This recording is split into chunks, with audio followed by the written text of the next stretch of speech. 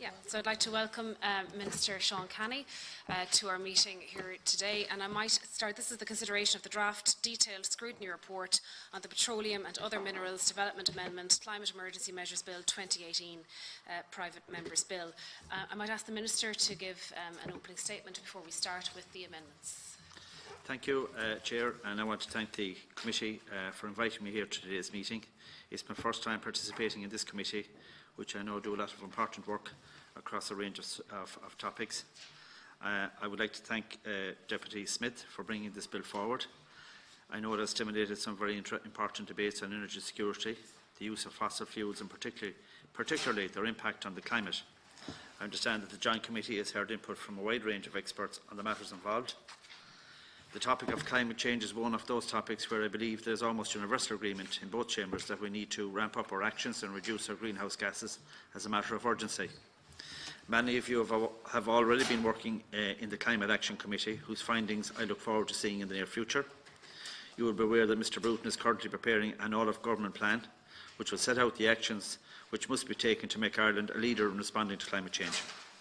This plan will develop new initiatives across electricity, transport, heat, agriculture and other relevant sectors, building on the previous actions taken by Government, including the National Mitigation Plan and the National Development Plan, and is to be completed by early next year. In my letter of the 26th of November to the Committee, I set out the energy policy trilemma, which requires the balancing of three objectives: energy sustainability, energy security and energy affordability. Unfortunately, this bill does not score well in terms of these three dimensions. Firstly, look at the sustainability, and in terms of climate, the proposed ban on exploration in Ireland would not reduce Ireland's greenhouse gas emissions. If the ban had already been law, it would not have helped Ireland reach its emissions or renewable energy targets. Turning to energy security, the bill fails to take account of our energy security. Beyond the Corrib gas field and the soon-to-be depleted Kinsale gas, the bill will make it mandatory for us to import all our oil and gas needs in the future. This is at a time where the European Union's import dependency for natural gas has increased from 43% in 1995 to 70% in 2016, and the EU import dependency on petroleum and petroleum products reaches 87%. Ireland already has a low energy self-sufficiency and relatively isolated island electricity grid. Given these circumstances, I cannot support the bill in order to send a message. Instead, we need credible measures that reduce our use of fossil fuels, thereby reducing our emissions and improving our security of supply. Finally, the bill does nothing for energy affordability. It does, however, ensure that we will forego any potential economic or fiscal benefit from offshore resources. I know that many of these concerns with the bill, were raised by several witnesses to the committee during the hearings. I also understand the International Energy Agency addressed the committee and stated that further oil and gas exploration investment will be required, including when we meet the climate ambition of the Paris Agreement. This is consistent with the forecasts of the European Commission in its recent strategic vision for a climate-neutral economy by 2050. We cannot ignore these facts, nor can we ignore the urgent need for further and urgent action in respect of climate change. There are many other measures and steps that can be taken that will reduce our emissions without threatening our energy security or competitiveness. This is where our focus should be, and I look forward to working with you on this. This will, I hope, give you the context to the amendments which I have tabled in the draft report and which we will vote on today. In essence, there are several serious concerns with the bill which must be noted, and I am recommending that the bill does not proceed to third stage. Thank you, Minister.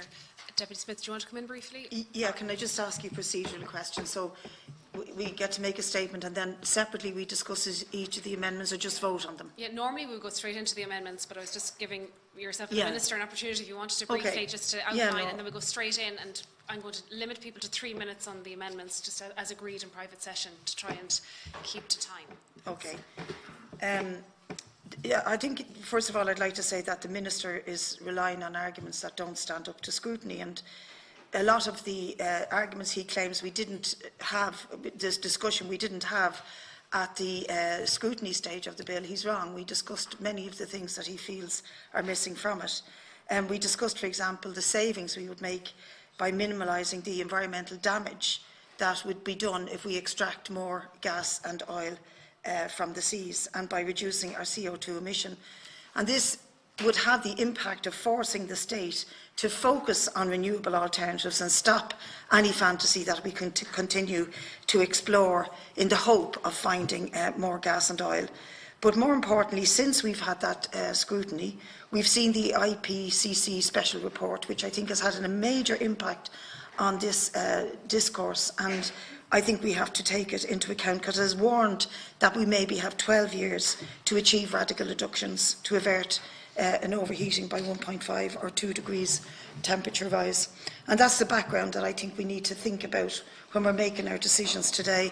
And I really do want to appeal to the honour and the integrity of all deputies and senators here to put that, that urgency that's been reiterated time and time again to us in terms of the future of the planet at the background of this. There were some issues raised with me on the phone, as I said earlier on, about the drafting of this report, and I've absolutely no problem with the need to, redraft it, make it shorter, make it more correct in legal and English terms. But I do think the only thing that really matters today is whether we agree to allow this go to the next stage or not, and that is the real discussion that I think we have to have. Because we have to deal with amendments from Senator McDougall and from Minister Canny himself. So, first of all, Minister, you quote from the International Energy Agency report, and this is not aligned with Paris. That report, in fact, if it was to be implemented, and the IEA have said this themselves, it's far from enough to avoid severe impacts of climate change. It's a report that would see us global temperatures rise by at least 2, if not 3 degrees. The IPCC, however, you say that they advise that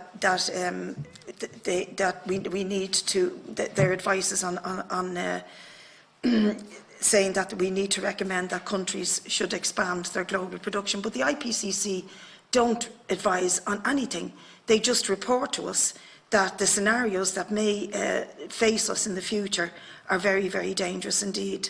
If oil and gas needs to decline globally, then no country should be expanding it. And in other words, that the science that was settled at Paris and hitherto Paris, that 80% of known fossil fuels need to remain in the ground, is where we're still at.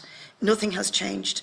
And you seem to be arguing that as long as there's some kind of a market for oil and gas, then it's okay for us in Ireland to develop new fields. But that is absolutely illogical, because there's oil and gas already developed out there that if we use it up, we're still at risk of overheating the planet. And our point and our effort is to reduce our consumption of all fossil fuels. The IPCC's recent report does not suggest that there is a role for gas given the Paris goals, but it states that a very low emissions pathway must be part of what we have to have in our transition away from coal and natural gas in the energy sector. At the detailed scrutiny, we did have evidence that the experts believe that our bill would actually help Ireland to reach its targets and its goals, and that it would be difficult for us to achieve those targets and goals if we do allow for further exploration of oil and gas.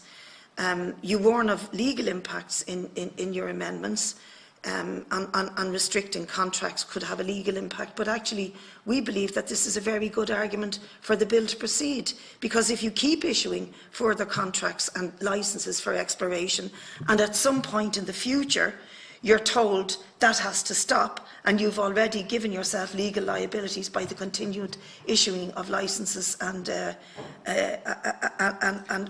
other contracts, then you're actually putting this country at bigger legal risk than we're already at.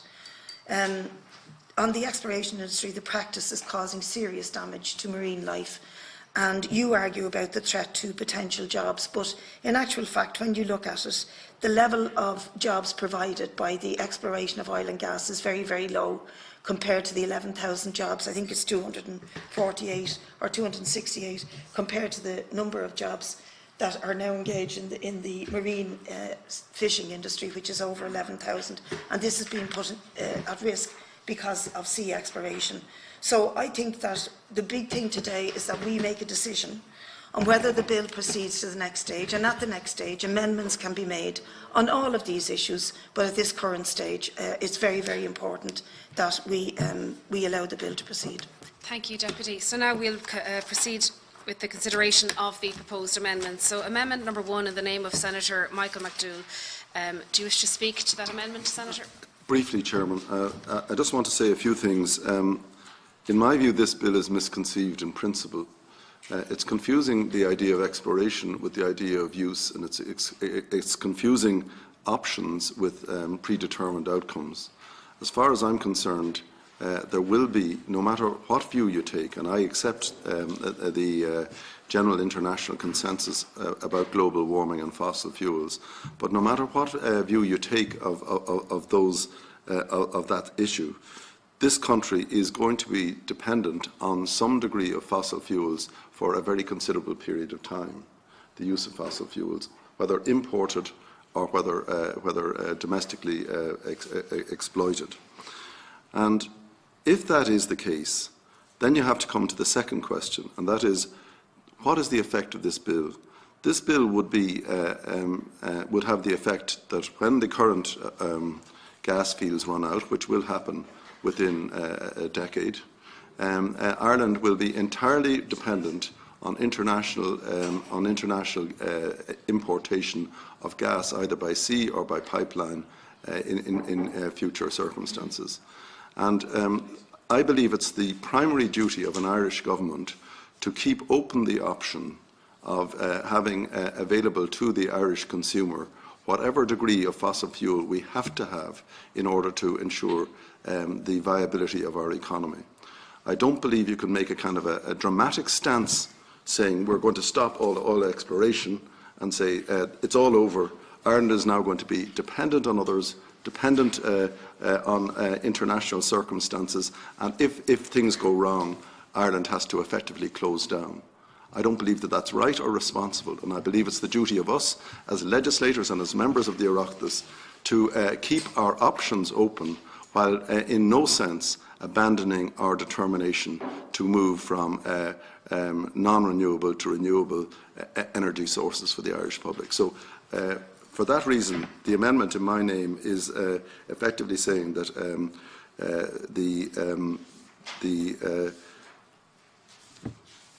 and the amendments in my name are effectively to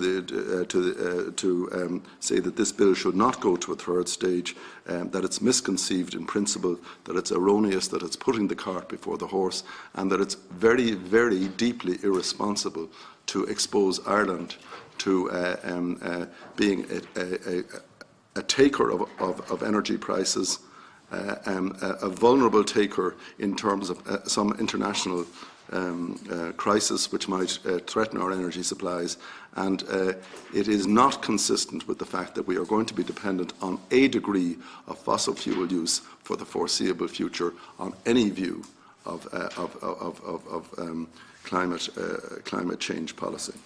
Thank you, Senator, and I'm going to keep people to 3 minutes. So I have Deputy Stanley, Senator O'Reilly, Deputy Ryan, and Deputy Dooley indicating Deputy Stanley, and I'm going to... could you just ask, we only have one opportunity to come in, is it, at the start? No, you can come in after each amendment if you want, but it would be great if you could keep it tight. Okay, I'm sure your arguments are the same for many of the amendments, so if you want to state it now, I'd be grateful. Okay. Well, I suppose, look, just to out our position from the point of view of Sinn Féin and the bill, you know, and to follow on from what I said at second stage in the Dáil Chamber, you know, that I asked that you know, that it be included in the report that we specify the renewable energy alternatives, and you know, I believe that that's in the report there on page 8, where we ask the question: do we have sufficient renewables coming on stream to protect us against future security of supply concerns? And we asked the question: was it right, or is it right, to use fossil fuels from other countries, but allow no other further exploration in Irish waters? And we posed that question for a reason. You know, this is key. So I suppose, you know, the bill, which I want to see proceeding, but there are a number of weaknesses in the bill, in that it doesn't set out direct replacements in terms of fossil fuel, because you can't just stop doing one thing; you have to have a replacement. And you know, do we just continue importing it from other states, such as Russia? And, you know, there's a lack of morality in that, and it would make the bill more of a gesture if it went through in its current form. So what we're saying is that we need to correct, or we need to create direct alternatives and get them in play in terms of biogas, biomass, wind, solar, hydro, etc. And I think we need to link the bill to renewable energy production, where the bill is linked to the monthly mean level of atmospheric carbon dioxide measured at the Mauna Leo Observatory.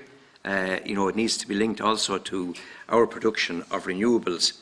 And in simple terms, it's this, you know, and I believe that should proceed, but as I stated in the Chamber a couple of months ago now, I think it was, when this came before us for second stage, that it doesn't make any sense to continue producing greenhouse gas emissions using another country's fossil fuels, which would be even more damaging because it would have additional carbon miles on it. Because if we bring in oil from other countries, or coal or whatever else, and we want to stop that, we want to move away from that, and we need to accelerate the creation of alternatives. But if we don't put the alternatives in place very quickly, what we're simply doing is not just burning fossil fuel from other countries, but actually adding to greenhouse gas emissions, because the oil and coal and other sources of fuel will have huge carbon miles clocked up in it.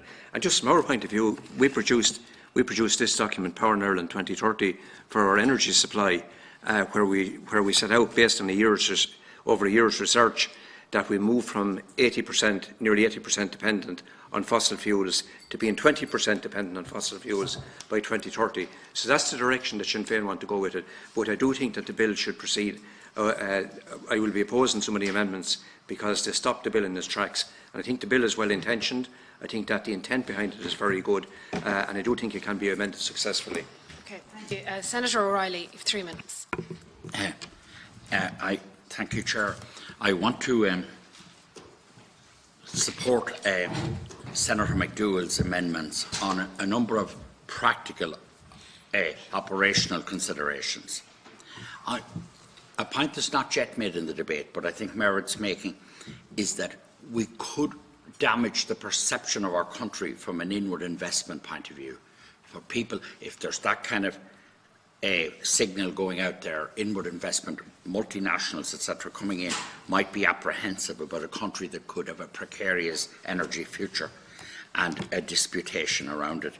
I think that's a consideration. It's worthy of mention, just for the record, that currently there are 250 jobs in this sector and 500 indirect. It's accepted, and this is a very important point, that even with this, and we all pray and we all aspire and we will work together to achieve our commitments on reducing our carbon footprint, but assuming that we meet all international targets by 2050 and we get the job done, and I know that we're a bit off that and the Minister's response will be necessary, the new programme will be necessary, assuming that we will still, it's projected, need 21 to 56%, somewhere in that region, of fossil fuels, even at then, and of course we'll be still working on their reduction, and then we become open to maybe importing from through Scotland in a post-Brexit situation. Russia, it's also precarious there, the Middle East. We're putting our economic, or rather our energy sovereignty and our energy security at grave risk and subject to political curtains abroad, and I don't think that's something that we can afford to do. There is the very well-made point that in importing fossil fuels, were we to import oil and gas, around that there is a carbon footprint, and it may be coming, in fact, from countries, in fact it will be coming from countries with a much less sound environmental policy. So in fact we're increasing the carbon footprint, and the real issue is the worldwide, the universal carbon footprint and our contribution to that. We are not some sort of isolated part of that jigsaw. So I think that's an important consideration. There's the issue too, and it's very crucial, of the price that we'll be subject, if we're importing our energy completely, and we don't have a domestic supply and a domestic control, we will be subject to international pricing, and we'll be almost subject to cartels, and that can have terrible implications for the consumer, but it can also have implications for the broader economy. So, I mean, that has to be a consideration as well. And we could, in a very malign situation where political events and economic events take certain turns and policies that we'd have no control of outside the country, we could actually ultimately have power cuts in a very malign scenario, and those power cuts could have huge implications at a given time. So I think it's not so much that we have a difficulty with the principle. We're all committed to getting it right on climate change, and there's a universal thing, and the Minister will be doing that in a report shortly, and we have to do it collectively, and we're committed to that. This is a question of, is this a useful tactic, is this a useful instrument? And clearly it's not. When you think of our economy, you think of energy security, and you think of environmental considerations, because we'll have no control of the stuff outside the country. Thank you very much, Senator. I'm going to bring in Deputy Eamon Ryan. You have 5 minutes. This is a huge issue of principle for the Irish political system, the Irish people. Where do we stand on climate action? What's our space within or what's our role within the world? And the principle, I think, should be that we will keep 4/5 of the known fossil fuels in the ground, because that's what we know we have to do to try and maintain a safe climate. The work that 350 and others have done over recent years, I think, has been hugely significant in turning the whole environmental movement to realising, rather than putting the blame on the individual, you tackle the problem at source. We stop the exploration for oil and gas. That's a critical first step we need to take. That Greta Thunberg, the young Swedish girl the other day, making the point, we have to pull the emergency brake, and we all have to pull it, including this country. And the word was kind of used as it would be irresponsible if we proceed to this bill. It is irresponsible to continue with exploration for oil and gas in a world where we know that oil and gas is going to an atmosphere for 1,000 years as carbon, which threatens all our livelihoods. And that's what's irresponsible. In terms of security, we have to look after our people's security, but in my mind, this country's security would be far better positioned by reducing our dependence and reducing our use of fossil fuels. Because at the moment, that's a huge cost to our economy in health, and as well as in pollution and other terms. The security that is promised by oil and gas companies, in my mind, is ephemeral and does not exist. We have gone out 150 times or so, and we've done a pincushion almost on all the waters close to shore in Ireland. We've only found 2 or 3 pockets of gas. We found no commercial oil, and the prospect of finding any major find, in my mind, is minimal, at huge cost of exploration. If we do even find something, it's likely to be far offshore, and there's no guarantee whatsoever that will come ashore in Ireland. There's no, when you look at the geography of it, it's far more likely to be processed in some other jurisdiction. It does not give us any security. We know at the same time that there are evolving technologies in the likes of offshore wind, where the costs are increasingly low and certain, where we have the best wind resource, offshore wind resource probably in the world. And in my mind, we should be making a principled stand that we're going to tap into that resource. Let us go off to the west coast, southwest coast, north coast in our waters and get 15 gigawatts of offshore wind power and help power our country and indeed part of northwest Europe in that process. Now, to do that, we need political commitment behind it. We need to direct all our investment funds, rather than the gambling that goes into oil and gas at the present time, steer money to that known, certain, realisable energy prospect, which has the benefit of really reviving the west, northwest, southwest of Ireland. That's the principle that we should be following. In terms of further insecurity, we'll be, Senator O'Reilly says, oh, well, we'll be a price taker. We are a price taker in oil and gas, because one thing that has occurred in the last 30, 40 years is we've made sure that they are fungible international markets. It was certainly the case in oil, it wasn't the case up in gas, but realising that Europe has changed the rules, so we do now have a fungible gas market, much more fungible. And in those circumstances, we are just as secure relying on that international market as we would be thinking that we would present any great security here at home. But fundamentally, This is lastly, Senator Riley says about our reputation being damaged. Our reputation has been severely damaged at the moment. We're seen as the worst country in the world, in Europe, in terms of tackling climate change. This initiative, along with a whole range of other initiatives we're going to have to do, would help turn that round, turn this country green, which is where we should go and where we should be. It's the secure economy. It's the one which creates jobs, particularly in rural and western Ireland, and that's what we should invest in. We should support this bill. If we don't, it says a lot about where we stand on climate. Thank you, Deputy. Deputy Dooley next. Thanks very much, Chair. Right from the very start, we supported this bill. At second stage, I expressed certain concerns that I would address by way of amendment at committee stage, and I still hold firm to that. There are issues about whether we stop by way of cliff edge or have some sunset to allow an appropriate transition, but those are matters that can be addressed at committee stage, in my view. There's been good debate, I think, in the preparation of this report. There's been a bit of scaremongering from within the industry, I think, about energy security. The reality is by 2025, the Corb gas field will only be producing 20% of the gas that the country will need at that point. And without further fines, we will be importing. So there's no guarantee that we were going to find any more anyway. So to suggest somehow that the passage of this bill is going to threaten the security of our energy, I think, is well wide of the mark. I think we have to be, from a political point of view, signalling the direction of travel that we need to go, and that can't be that can't be for the consumer to make a decision, because when you switch on the light switch or you use electricity in whatever way you do, really how it gets there is really irrelevant from your point of view, and that comes from the supply side, and it's for that reason that I'm absolutely convinced that we need to condition the investment community away from exploration and, together with government initiatives, tap the resource that we know is there. We don't know whether there's additional gas. There may be some small pockets, but we don't know how beneficial that will be or how much is there. What we do know is that there's very significant wind off the west coast of Ireland.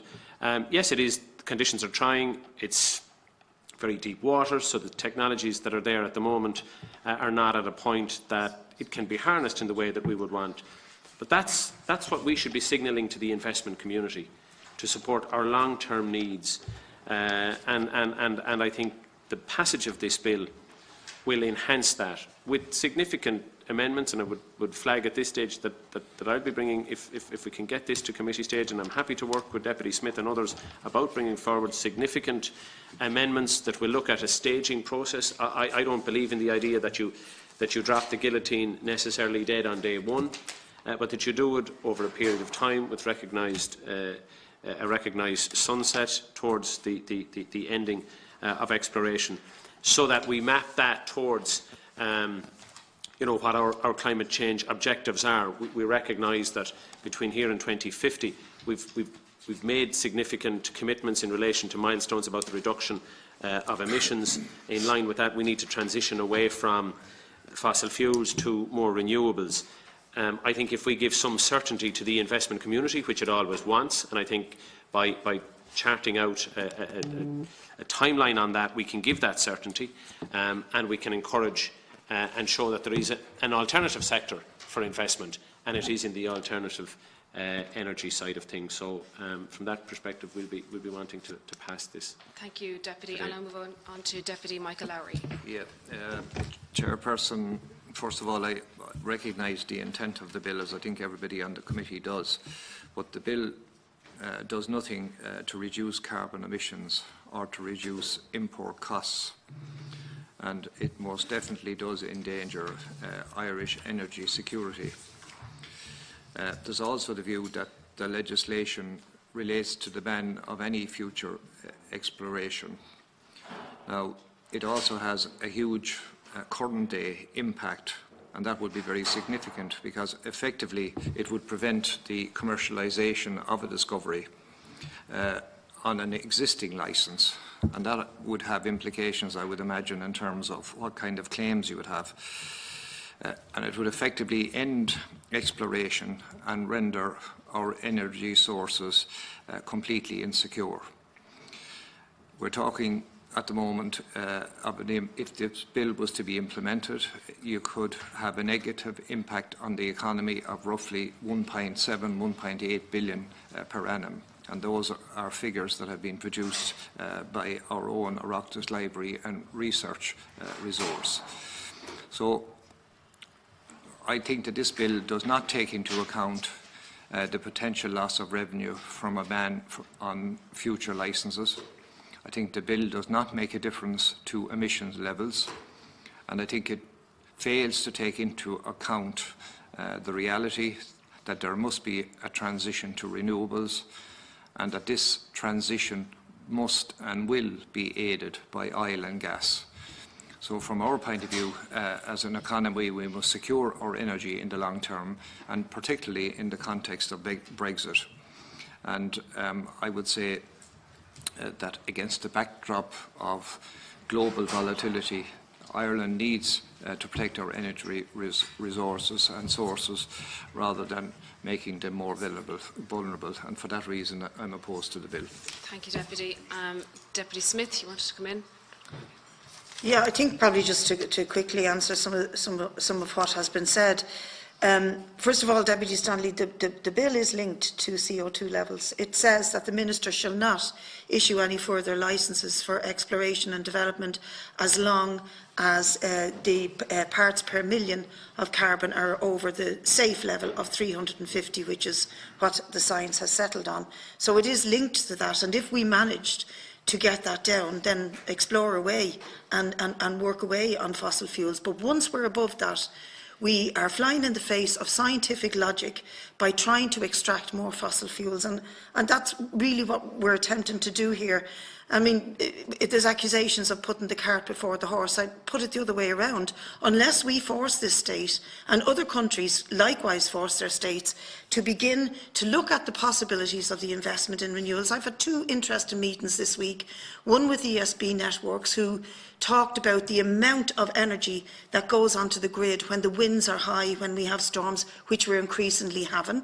The possibility that that can be explored and exploited further is so dynamic, and we're just ignoring it.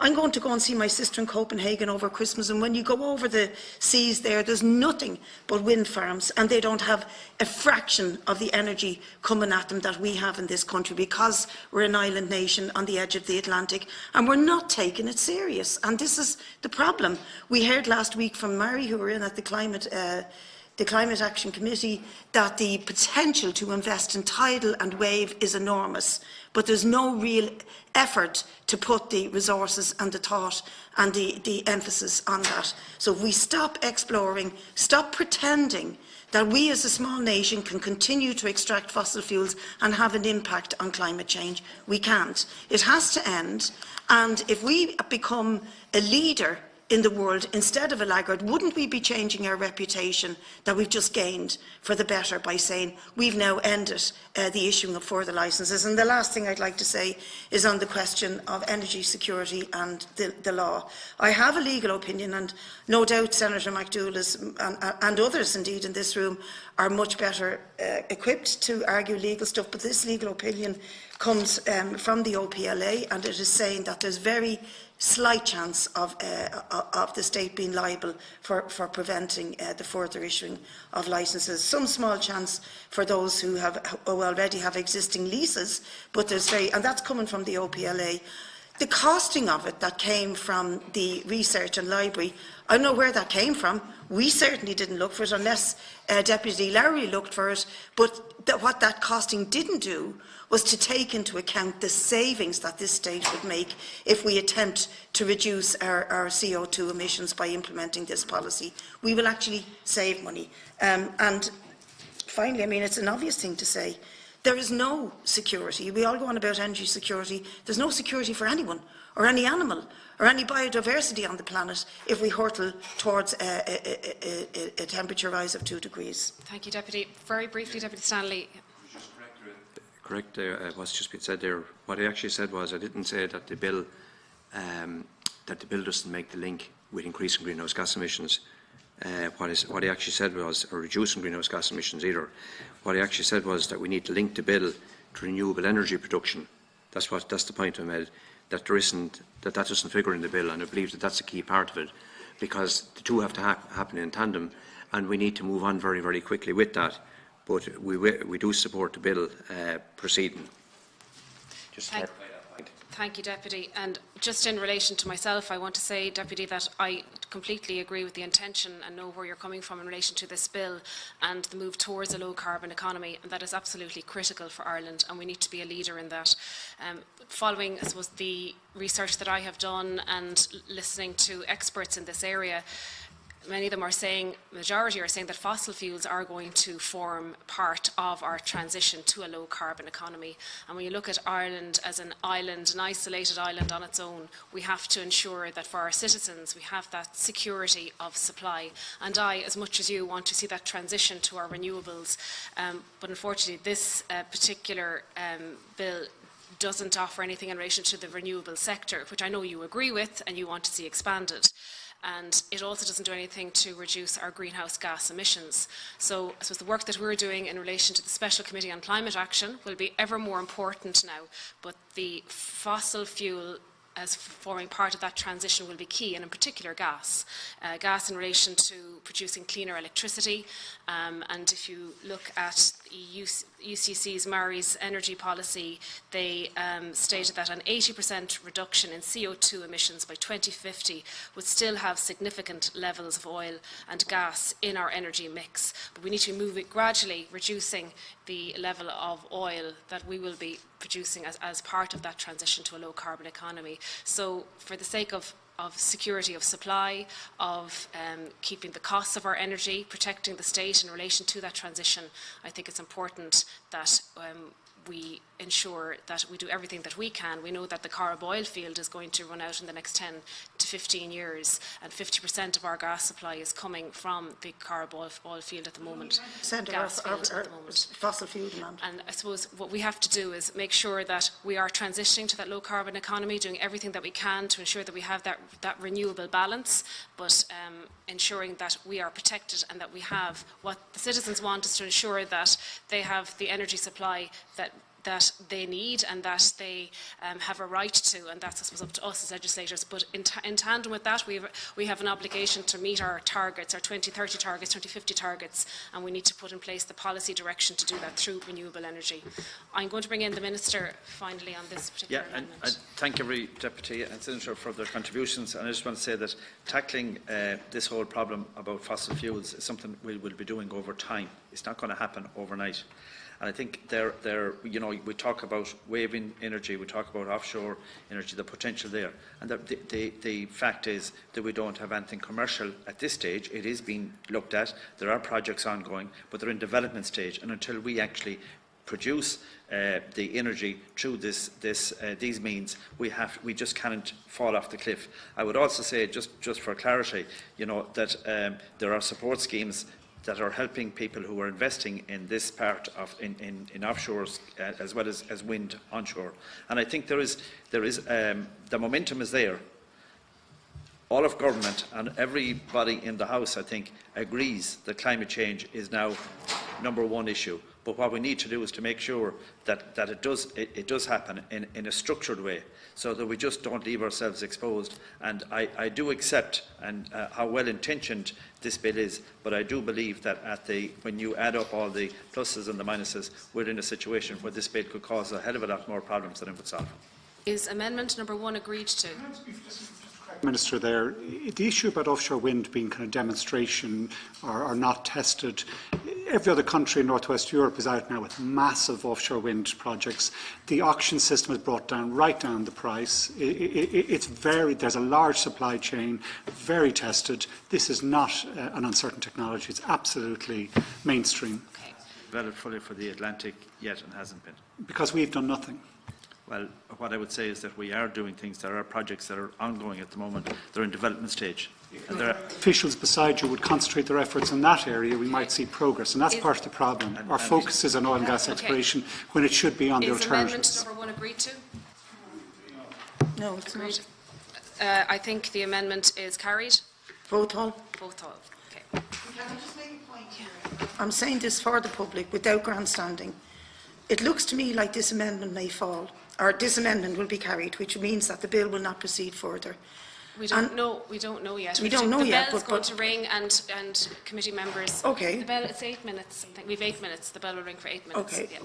So the bells Well, are ringing maybe now. I'll make a point afterwards, depending on what happens, but I just think there's an imbalance here.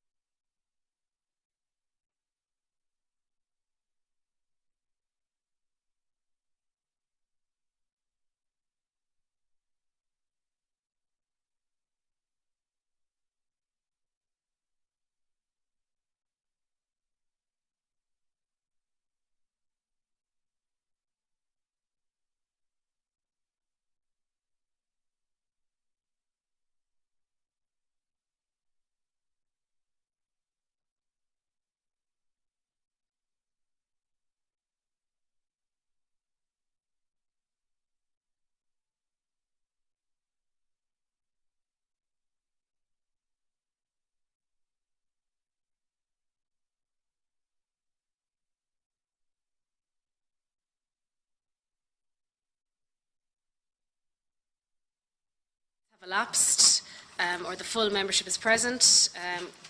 So it's now, the doors will now be locked and the division will now be taken. So on the question that amendment number 1 is agreed, a division has been challenged pursuant to standing orders. The division will now be taken by the clerk to the committee. Okay. Minister of State Canny. Tá. Deputy Timmy Dooley. Deputy Jackie Cowell in substitution for Deputy James Lawless. Neil. Deputy Michael Lowry. Chair. Deputy Eamon Ryan. Neil. Deputy Bríd Smith. Deputy Brian Stanley. Neil. Senator Ned O'Sullivan substituting for Senator Terry Layden. Neil. Senator Colin Burke substituting for Senator Tim Lombard. Tá. Okay. Senator Michael McDowell. And Senator Joe O'Reilly. Tá.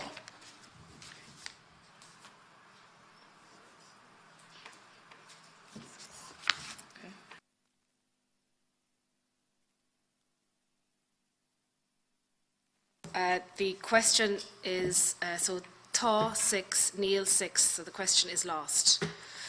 So now we will move to amendment number 2 in the name of Minister of State Sean Canny. Do you wish to speak to the amendment?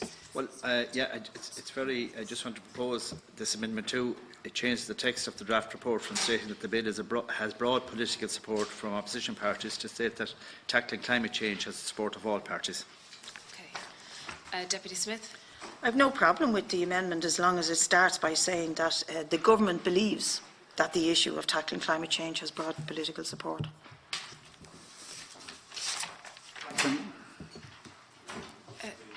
Chair, if I can. Deputy Ryan. Well, sorry, no. Sorry, Senator O'Reilly had just indicated before you. Sorry. Yeah, well, yeah. Very brief.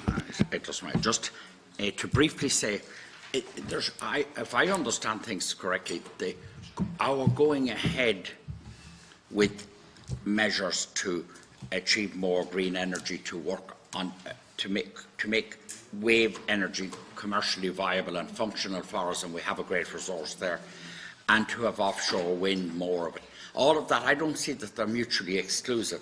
I think we can proceed with that agenda, but recognise the practical need in the interim for oil and gas exploration and a level of dependency which will be constantly reducing. And just a very last point on that, gas is a relatively benign source of energy in terms of carbon output compared to most, and should be recognised. Deputy Ryan.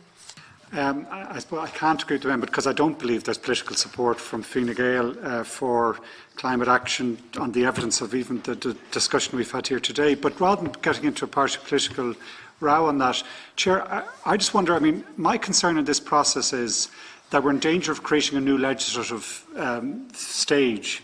And if we go down through each of these amendments in turn, and we have 12 amendments, and vote on each of them, it mightn't be the best use of our time and resources, given that this committee is clearly split 50-50 down the line.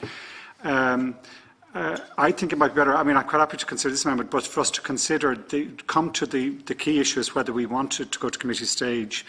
And if we do, we can then amend at committee stage.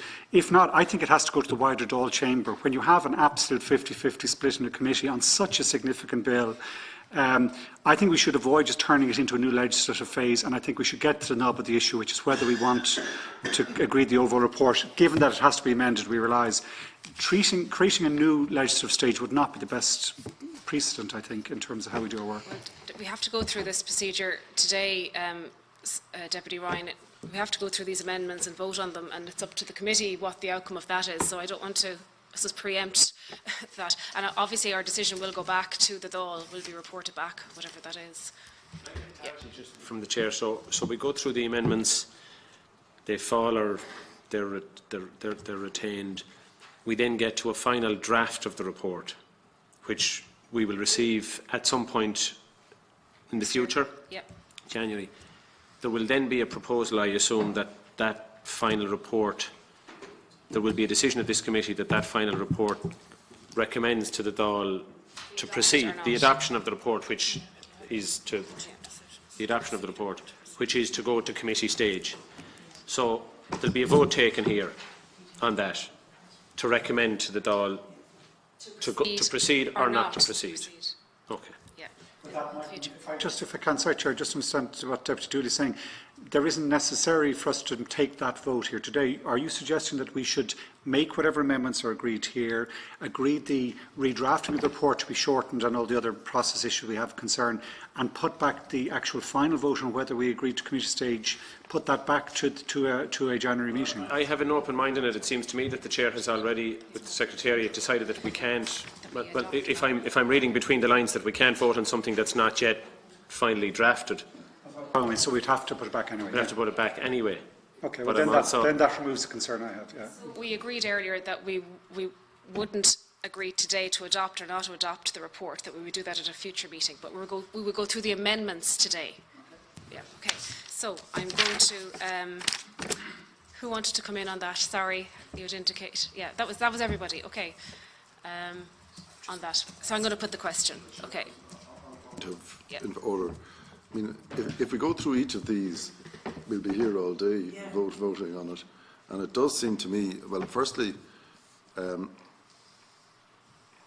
if the committee is going to be divided on the same lines as to whether it adopts the report or not, what's the situation then?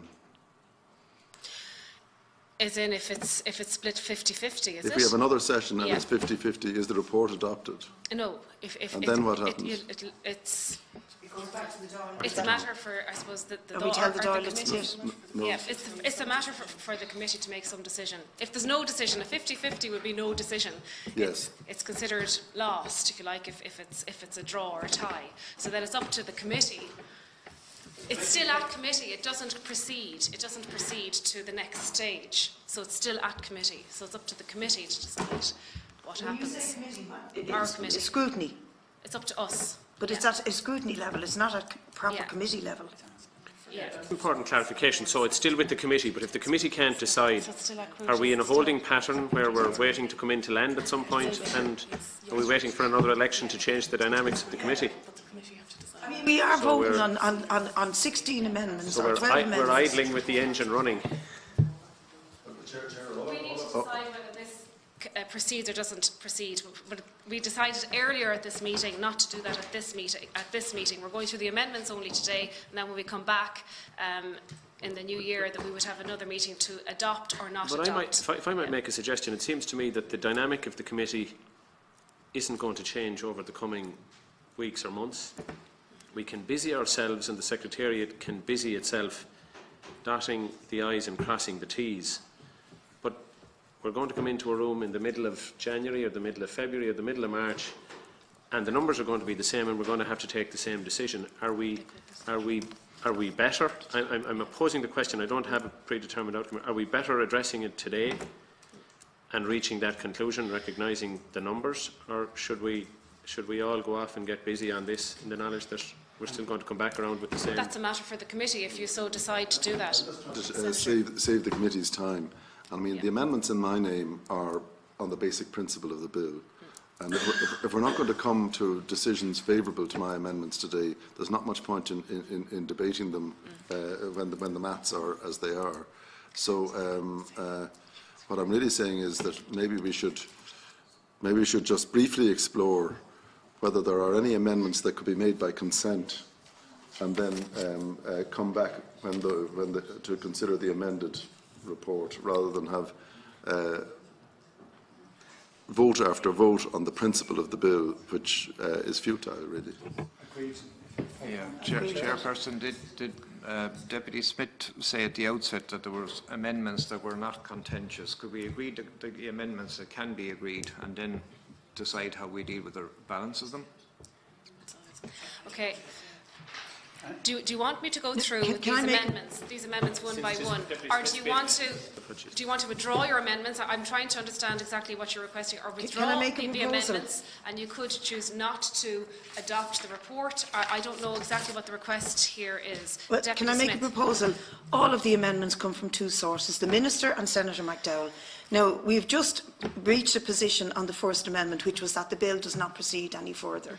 And that's 50-50, we're split on it. And the only thing that's really changed here is your own position, Chair, because you originally agreed that the report, the committee, or the bill should go to the next stage in the original report. Which it did, which was pre-scrutiny level, which we did. We had a very lengthy debate here from both sides of the argument. That's what I wanted, to have a robust discussion on. Yes, and in that, the report that was circulated in November, you say in it that I recommend that this goes to the next stage. Which is this. But you're changing your mind now. No, absolutely not. Which is this. Oh, this is the next stage. Yeah. Okay. So that hasn't changed. We're here. This is the democratic process, Deputy. So we're going through the amendments one by one here today. So I want to know from the committee. I'm listening to members. So do I go through these amendments one by one? And if they're split, it's, you know, they're all. If they're split, I'll withdraw my amendments. Yeah, and ask the Minister to withdraw his. And then what? And then what do you want to do after that? Do you want to put a question then to adopt or not adopt this report? Well, the committee, this new. A question to adopt the report. Chair, just to come in briefly. Obviously there's two very different positions here.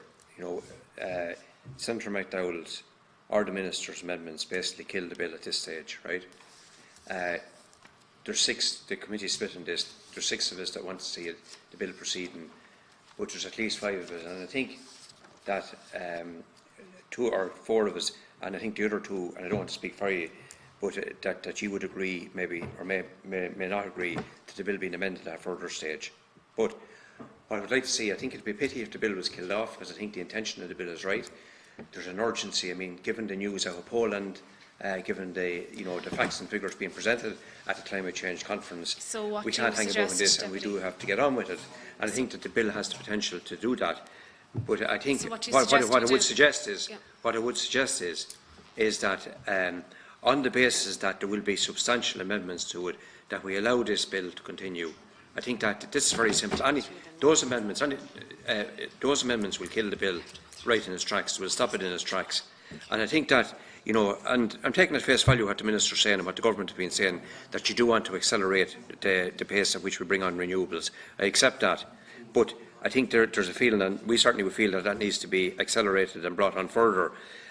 So what I would suggest is that we allow the bill. You're saying you're asking the Minister and Senator McDowell to withdraw all their amendments and to allow it to proceed. Is that what you're suggesting? I just want to understand what you're suggesting. Yes, that's exactly what I'm asking. Okay, I just had to get that. And we'll put that to them. We'll put that very briefly. Very briefly. The only variation would be Deputy Smith had said earlier on that there were some amendments she thought would be accepted. So obviously maybe if she could indicate which ones those are.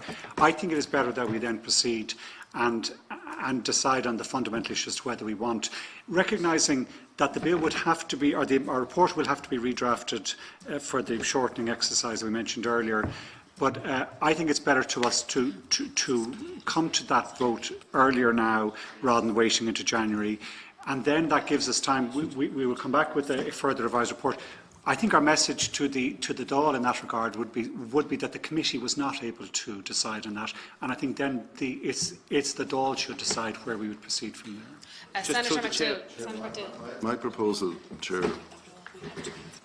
Before you come in relation to the Dáil deciding, they would put it back again to the committee. They would put it right back here again, just procedurally. They wouldn't. This would not be decided in the Dáil. This was sent to this committee for this exactly what we're doing here. This is the process. Senator McDowell. Chair, I'm prepared to withdraw all the amendments in my name, and perhaps the Minister, I haven't spoken to him, would be willing to do the same. And we can have a simple decision here: do we adopt the report as unamended or not? And if it's not adopted, that's the end of the matter. Correct. Or if it's adopted, then we drive on. For the Minister and Senator McDowell to withdraw all amendments and to put a question to the committee to adopt or not adopt the report. Any other suggestions coming? Is that agreed? Is that agreed? Okay. So there's a proposal then from the chair. Yeah, for no purpose. So the question is, do we have to call the bells for this? Yeah. So the question, would the members be agreeable with this question that the question is that the draft report be adopted? Yes. That's the Okay, that's the question. Is that agreed? So the question is that the draft report be adopted. Agreed. Is that agreed? Yeah. No, it's not agreed. No. Not agreed. Okay. Vote. I think we'll have a vote all, so we'll call an 8-minute.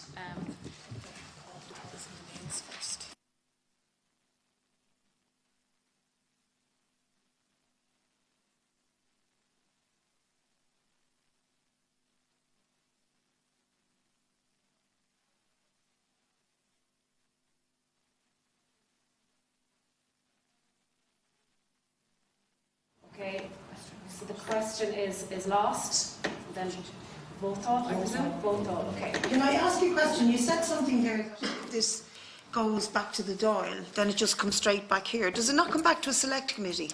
No, it's just that it's at committee stage now, so we can't, I thought it's with the committee at the moment, so we can't just send it back to the Dáil. The Dáil will say, well, you didn't make any decision on it, so they'll send it back to us again.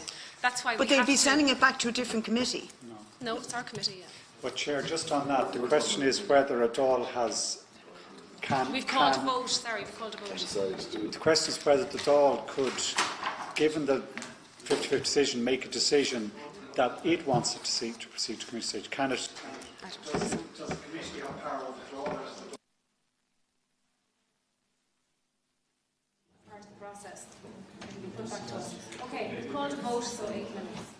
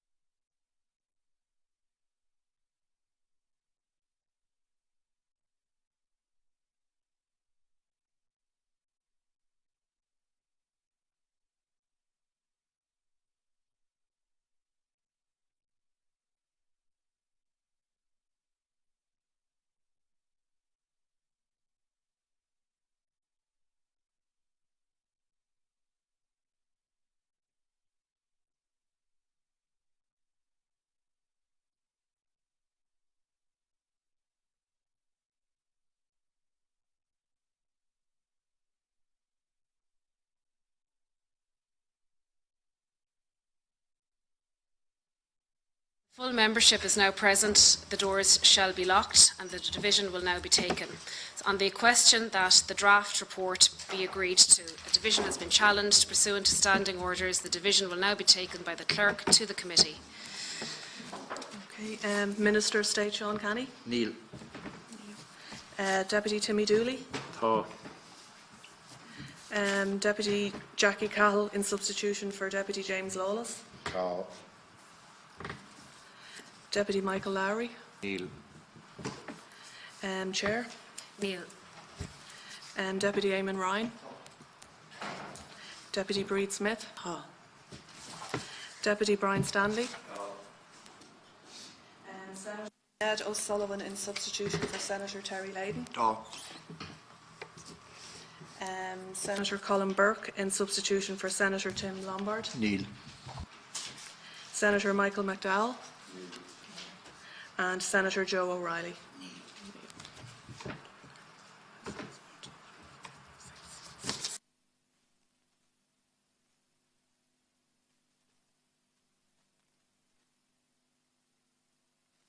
Division result, Thaw 6, Neil 6. The question has been lost.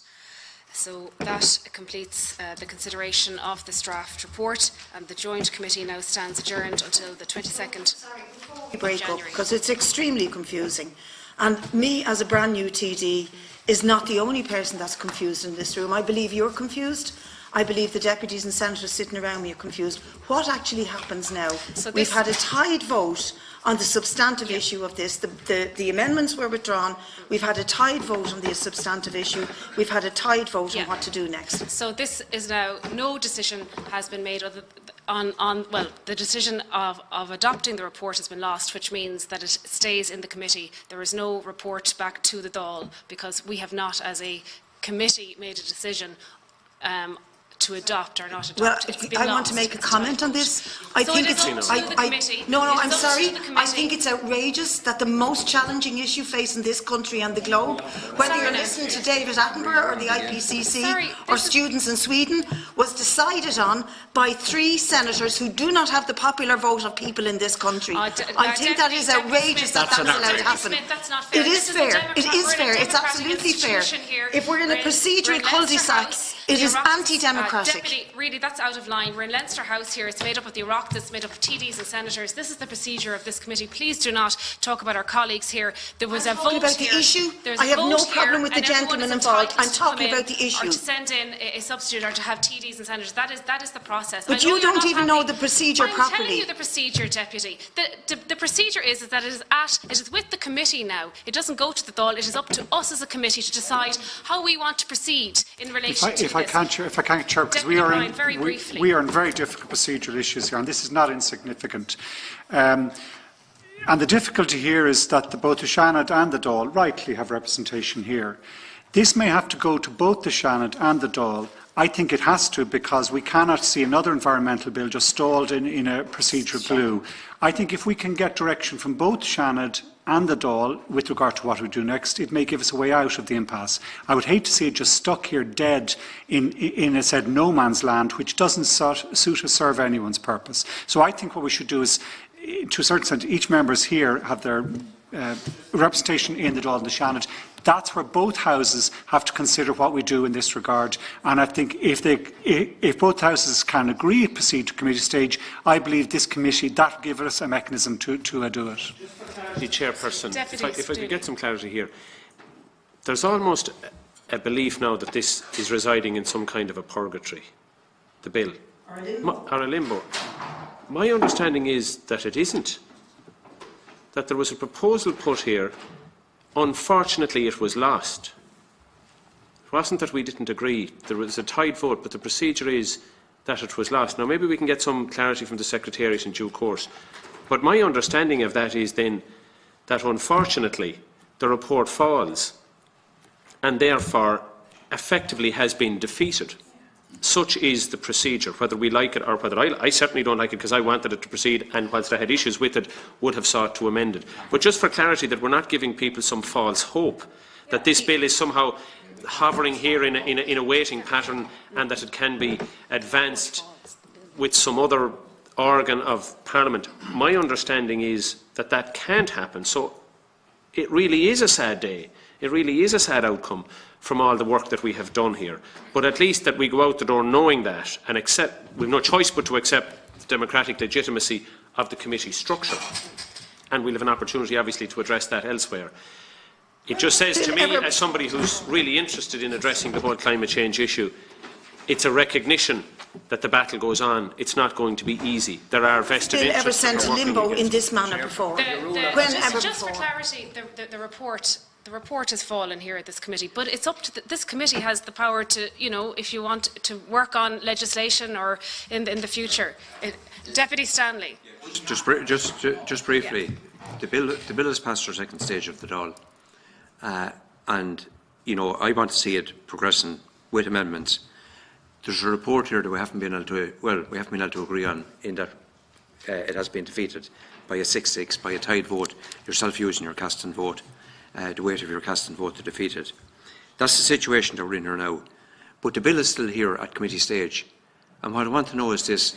My understanding is that we are now free, if we want to, at committee stage, to amend that bill if we want to hear at committee stage. We produced a report, and we voted today on the draft report, and that has fallen today. By this now, just so as we're crystal clear, because Deputy Dooley seemed to indicate that our previous speaker seemed to indicate that there may be a way to keep this bill alive, so to speak. And the question I'm asking is this: is that can we procedurally do anything with this bill at committee stage to try and, you know, to amend the bill to get it back into the Dáil chamber or the channel? Chairperson, First, I'll bring in Senator McDougall. It's my understanding, and perhaps you would indicate whether I'm right or wrong, that the bill is still with this committee, and that it's open to us to look at the bill again and say we want a different report saying, that if it was amended in this way and that, we might proceed with it. Somebody else can put up a report of that stage, of that kind rather, and we could reconsider it at a future stage. So it's not as if it's killed stone dead. It is that a different report would have to accompany it. To the Dáil, saying that that it was recommended to go to the next stage, subject to the following changes. So the bill is still with the committee. The report has fallen here, the draft report has fallen here today, but the bill is still with the committee. Deputy Ryan. The precedent, as I understand it, with Deputy Gino Kenny's bill, which was in that case voted against directly by the Health Committee, came back to the Dáil, where by vote it was actually resurrected effectively. Now, I don't know, this is very complex procedural stuff, but I think we should I certainly intend raising it in the Procedures Committee and in the Business Committee to see, are there mechanisms such as that? I would imagine if there is, we have to get some sort of Seanad approval as well, because we don't want to disrespect the Upper House. But leaving it dead here in limbo would be the worst possible outcome. Not. The bill is still with the committee. Let's just clarify that. From the Secretariat on another occasion. On another occasion, Deputy Smith. Well, it seems to me that there's utter confusion and that everybody, no matter how experienced or inexperienced in, has a different story here. Now, my understanding from the principal officer who phoned me several times yesterday is that he's going to prepare a different kind of report, much more slimmed down, with different languages, different I's dotted, different T's crossed. And I'd like to see that. And I'd like to see it to come back before our committee. We have just got rid of all the amendments, but we still have to get that report from Tom Malone. Deputy, we just voted, that last vote was a question that the draft report be agreed to. So that last vote is saying that we're not going to look at the draft again because it has already been voted down here at the committee. But what I'll come back to Senator McDougall's point, is that your bill is still at the committee. So it is up to us as a committee to decide how we would like to proceed in relation to this. What fell here today was the draft report. That's all. Your bill is still with the committee.